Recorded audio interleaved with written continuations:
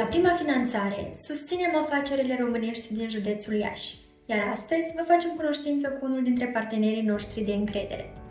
Bună ziua!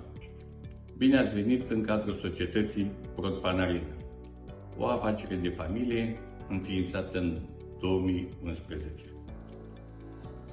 Dorind ca societatea noastră să se dezvolte, era necesară înlocuirea unor utilaje care erau prea vechi. Am avut fericirea să descoperim Prima Finanțare, care au fost receptivi la dorințele noastre și în niște condiții absolut foarte bune, echitabile.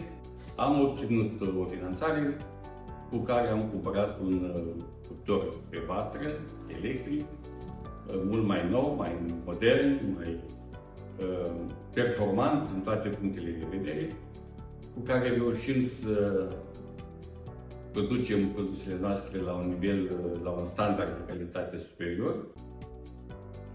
Pentru toți micii antreprenori sau mai mari, le recomand cu toată încrederea o eventuală colaborare cu Prima Finanțare. Vi-l recomand și vă doresc mult succes!